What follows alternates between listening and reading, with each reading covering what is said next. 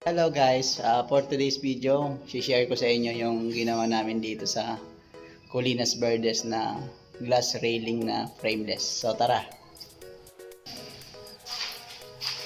So ito na nga yung ginawa namin dito. Gumamit kami dito ng 12mm na tempered glass na binolt namin sa may wood planks sa may step.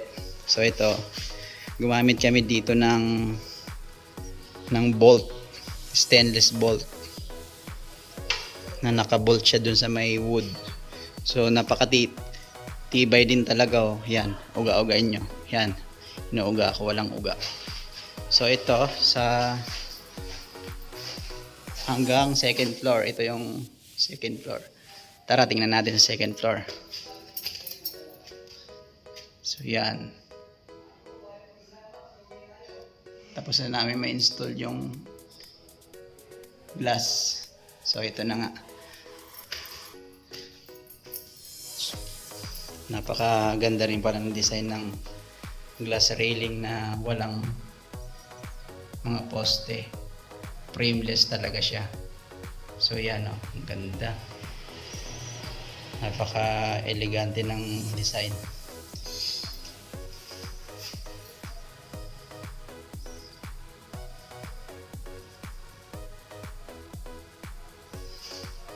Tapos dito, meron din tayo dito na balcony. So, ganun din ang design. Naka-bolt din siya sa pader. So, dito ganun din. Same glass. 12mm yun, tibay. So, yan yung mga bolt niya. So, sa labas naman, gumamit naman kami dito sa labas ng spigot na kulay black. So yan yung design natin sa labas. Tara, tingnan natin.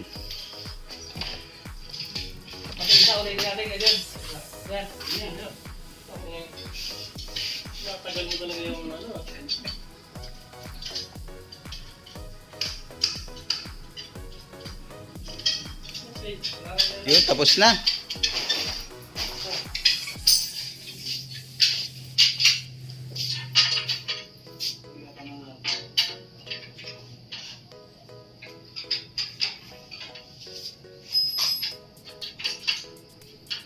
Yan na ba yung clip niya para hindi umuga? So yan na.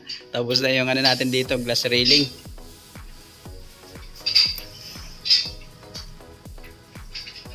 Natin ugain. Kasi nakasilan siya dito.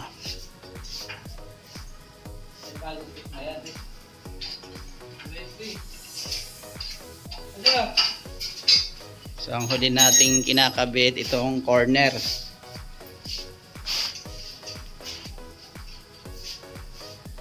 Dandaan kila, dyan nakasalalay lahat. Kaya angat na lang pala yung ng konti. Wala sa ano, eskwela? Nagsis ah. Tinanggal nga namin ulit eh. Riddle touch na lang yan ano. Para ba dyan? Tama na yan? Palitan mo lang yung ano dito, yung binawasan. Okay. Kung meron tayo isa na dyan. Baba? Baba eh. Hindi, pinili naman gawin eh. Hindi, konti lang. Walit ka nga eh. Kita mo muna. Pwede mo dito pala.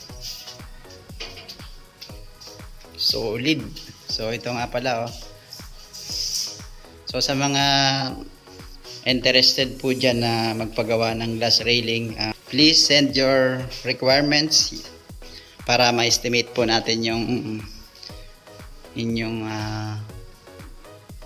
project. So ito na po guys, ang aming finish project na glass railing.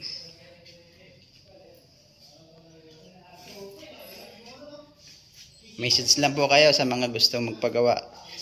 Bye bye, thank you.